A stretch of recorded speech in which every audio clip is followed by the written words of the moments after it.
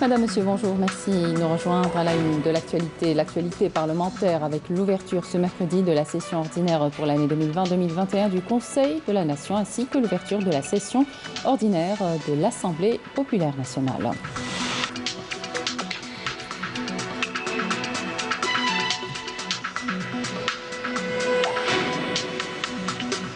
Développement local dans ce journal avec le problème récurrent de l'eau à Msranem qui semble être définitivement résolu avec la réalisation de plusieurs projets hydrauliques.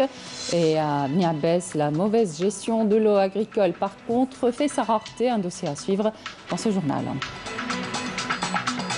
On parlera de la culture fruitière en Algérie, précisément des fruits exotiques qui tendent à se répondre. Un tour ce matin dans la ferme expérimentale du Douar Tikarouchine qui cultive les physalis, pépinots et les litchis.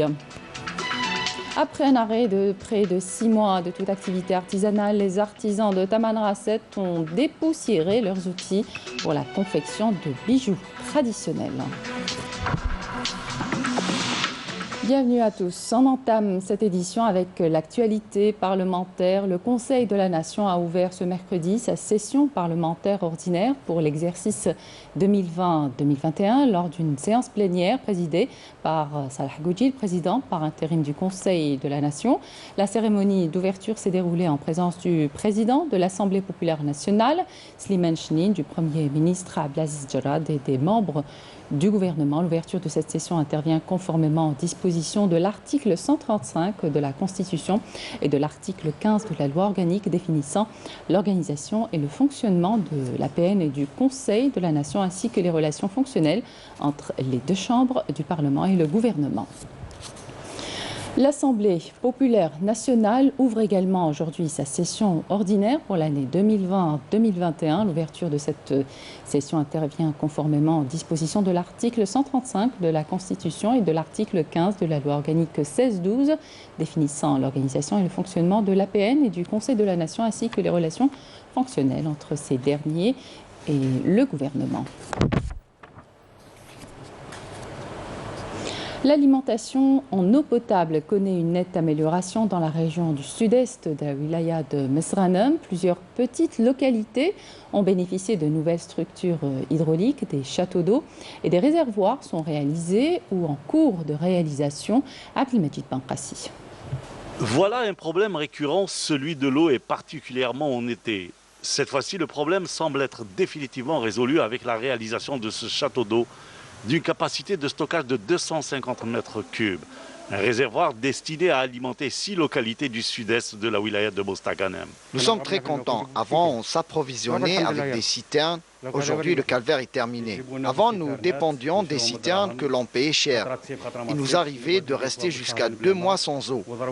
Ce projet de château d'eau a coûté 9,7 milliards de centimes. Il est réussi à 100%. Aujourd'hui, nous demandons aux usagers de ne pas gaspiller l'eau. Aujourd'hui, le cauchemar de la corvée des citernes est un souvenir du passé. À Sidi Belantar, Al-Hajjaj et Ben Abdelmalek Ramadan. Il n'y a pas si longtemps, nous déboursions entre 1500 et 2000 dinars pour une citerne d'eau qui n'était même pas potable. Aujourd'hui, le problème est réglé. La wilaya a pris l'initiative à l'avance, bien avant la dotation du secteur. Les programmes de réalisation hydraulique prévus tournent autour de 100 milliards de centimes.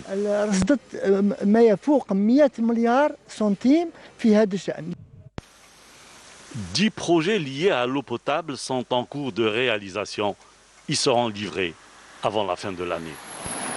Et si l'approvisionnement en eau potable ne pose plus problème à Msranem, à Bniabès, sa gestion et ce qui fait sa rareté, les agriculteurs de la région d'El Mahrouma appellent au soutien de l'État. Parmi les solutions en cours pour y pallier, la construction d'une station d'épuration des eaux usées dans cette région qui dispose d'importantes potentialités agricoles. Camélia Mlel. Dans cette région, au climat aride, se dressent ces exploitations agricoles. Ces espaces verts cultivés, non sans passion par des agriculteurs soucieux de préserver le métier hérité de leurs parents. À l'exemple de Mohamed qui exerce ce métier depuis de longues années. Entre agrumes, fruits et légumes, palmiers dattiers, cet agriculteur a su relever le défi. Nous rencontrons quelques obstacles ici. Cette région est une zone venteuse. Je demande au pouvoir public d'intervenir.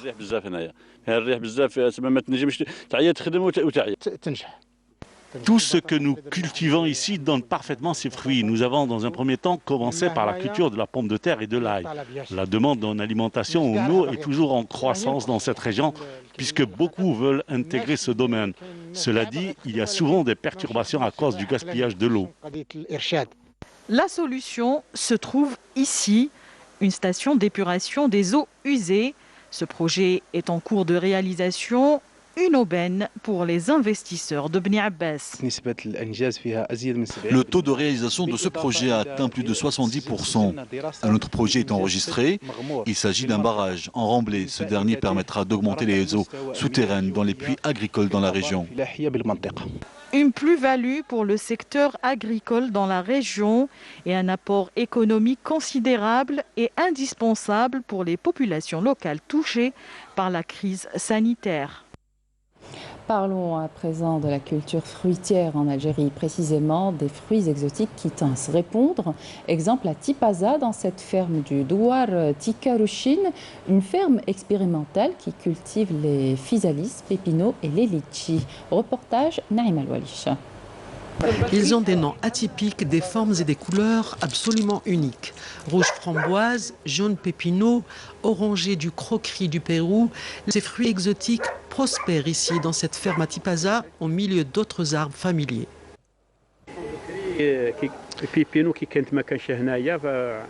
Quand on ne cultivait pas pépino à Alger, ça coûtait 200 000 kilos et maintenant que c'est disponible même à Blida, ça fait à peine 500 dinars.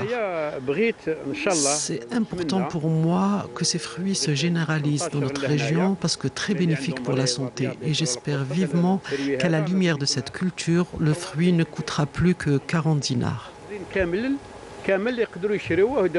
Très facile à vivre, ces fruits qui viennent de très loin sont cultivés ici à Tipaza à titre expérimental et non commercial. Et d'ailleurs, le propriétaire de cette ferme offre gracieusement des centaines de plants ainsi que toute sa récolte très appréciée pour ses vertus thérapeutiques. Pépino, je l'ai donné à des copains qui l'ont utilisé et ça a très bien marché. Le matin, il se lève et il prend son truc de diabétique. Il trouve le sucre à 3 grammes et quelques. Mais quand il prend un petit morceau, pendant un quart d'heure, il se retrouve à 1,15 gramme, 1,20 gramme, 1,10 gramme. Pépino, c'est très bon pour certaines maladies comme la prostate et pour l'intelligence et ça comporte pas moins de 13 avantages. Le moins que l'on puisse dire, c'est que la culture des fruits exotiques se généralise un peu partout dans nos contrées, ce qui les rend davantage disponibles et surtout accessibles à certaines bourses. À quelques semaines de l'entame de la campagne La Bourse Maï, les agriculteurs victimes des feux de forêt de la wilaya de Guelma viennent de recevoir leurs indemnisations, une aide de la Caisse nationale de mutualité agricole au profit de ces agriculteurs sinistrés afin de leur permettre de relancer leur activité. Saïd Flak. Après les incendies qui ont ravagé les terres agricoles de Guelma, les agriculteurs viennent de bénéficier d'indemnisations fort attendues. Nous sommes contents pour cette indemnisation. Je récupère au moins une partie de ce que j'ai perdu. Nous disons merci à la CRMA d'avoir tenu ses promesses. Je remercie la Caisse nationale de mutualité agricole pour cette indemnisation.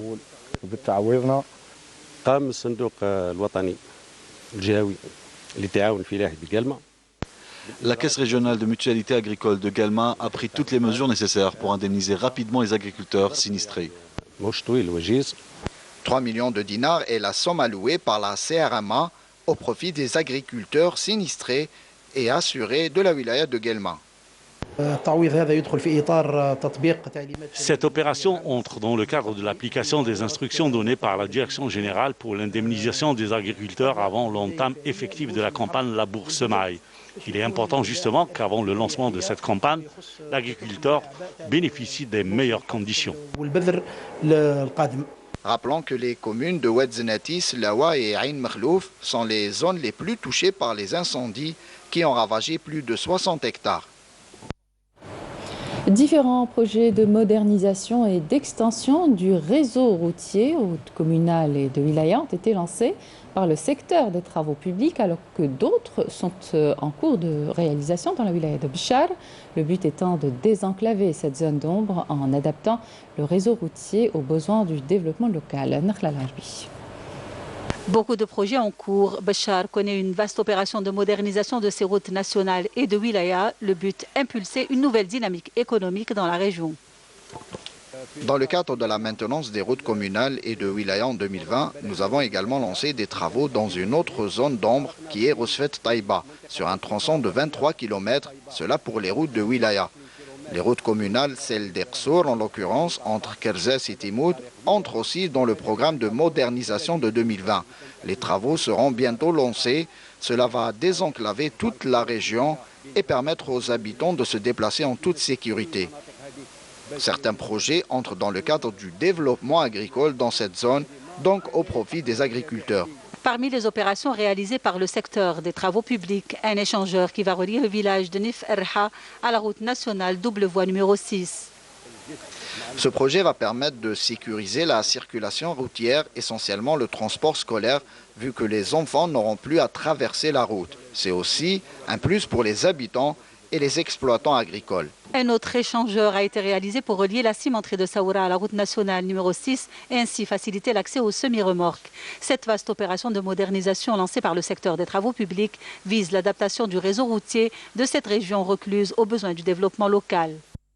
Santé à présent, 339 nouveaux cas Covid positifs, 249 guérisons et 8 décès. C'est le dernier bilan annoncé hier par le comité scientifique de suivi de l'évolution de la pandémie du coronavirus. Je vous propose d'écouter à ce propos son porte-parole, le docteur Jamel Fourar. Aujourd'hui, le mardi 1er septembre 2020, nous allons vous donner comme d'habitude un point de situation de l'évolution épidémiologique de la Covid-19 en Algérie depuis le début de l'épidémie à ce jour. Pour ce qui est des principaux indicateurs enregistrés au cours de 24 dernières heures, nous avons 339 nouveaux cas, 252 nouveaux patients hospitalisés, 249 patients guéris, 38 patients en soins intensifs et 8 décès. Avec la notification de 339 nouveaux cas, l'incidence au cours de 24 dernières heures est de moins de 1 cas pour 100 000 habitants, sachant que 18 wilayas n'ont pas notifié de cas au cours de 24 dernières heures, 17 wilayas ont notifié entre 1 et 9 cas et 13 wilayas ont notifié 10 cas et plus. Pour ce qui est des patients décédés, nous avons malheureusement 8 nouveaux décès au cours des 24 dernières heures. Pour ce qui est des patients qui ont été hospitalisés durant les 24 dernières heures, leur nombre est de 252 patients. Les patients guéris et qui ont quitté l'établissement hospitalier à ce jour, ils sont de l'ordre de 39 493 patients, dont 249 sont guéris au cours des 24 dernières heures. Pour ce qui est des patients en soins intensifs, actuellement nous avons 38 patients hospitalisés en soins intensifs à travers les différents hôpitaux au niveau du territoire national. Et comme d'habitude, nous exhortons nos citoyens à rester vigilants, de respecter totalement les règles d'hygiène, notamment l'hygiène des mains, la distanciation sociale et le port de masque obligatoire en tout lieu et en toutes circonstances. N'oubliez pas le masque. Et pour briser la chaîne de contamination, parlons du rôle de l'hospitalisation à domicile dans la prise en charge des malades Covid. À Betna, en seulement un mois, plus de 600 familles ont reçu la visite de médecins bénévoles qui leur ont dispensé des soins à domicile pour leur éviter le déplacement et stopper la diffusion du virus. Nesrine Ben Saidi. Prendre en charge les patients Covid-19 présentant une forme simple ou modérée sans avoir à se déplacer, c'est possible à travers un programme qui a nécessité une formation de plusieurs semaines au profit des médecins et professionnels de la santé. Le but à travers cette formation est d'assurer aux malades une prise en charge et leur assurer les soins nécessaires et ce à domicile. Cette opération vise aussi à limiter les déplacements des malades contaminés et éviter la propagation du virus.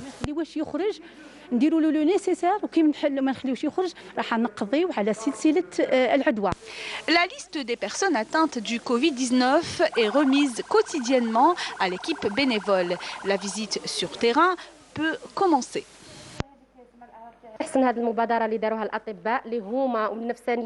Nous saluons cette initiative. Cela nous permet de diminuer les frais d'hospitalisation et du traitement et aussi éviter aux malades le déplacement et les contacts avec les gens. les analyses, le contact avec les gens. Ce programme vise aussi à sensibiliser les citoyens et les inciter à l'adoption des règles élémentaires d'hygiène. Une équipe de bénévoles est mobilisée quotidiennement dans le but de sensibiliser les citoyens. Nous visons à travers ces tournées à apporter notre aide et notre soutien aux médecins, notamment ici à Betna. Ce programme a permis de prendre en charge jusqu'à présent 600 familles contaminées par le coronavirus. Dans le sud algérien, dans la capitale de La Hagar, les artisans du bijou traditionnel de Tamanrasset reprennent leur activité artisanale. Yanis Aït Belkacem. Le son des marteaux reprend de plus belle dans ce petit atelier de la capitale de La Hagar. Un énorme soulagement pour ces artisans qui ont repris leur activité après un long arrêt de travail induit par la pandémie du coronavirus. La période de confinement nous a terriblement affectés puisque ce métier constitue notre seul revenu. Il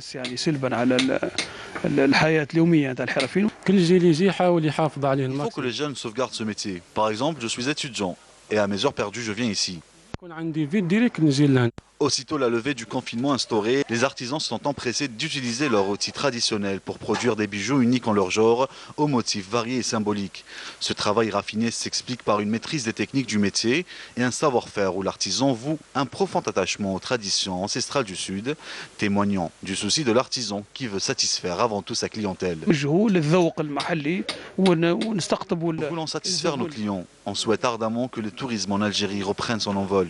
Notre pays est riche de par ses traditions. Nous tenons à promouvoir la production artisanale et touristique pour assurer la pérennité des travaux manuels. Ce retour à la normale de l'activité touristique est un grand soulagement pour les artisans de Tamanrasset. Toutefois, le respect des gestes barrières reste le seul moyen de se protéger contre la contamination de la Covid-19. Et c'est la fin de cette édition. Merci de votre attention. Tout de suite, les prévisions météo avec Kamel Arbi et puis l'information continue sur les liens qui s'affichent sur votre petit écran. Excellente suite de programme sur Canal Algérie.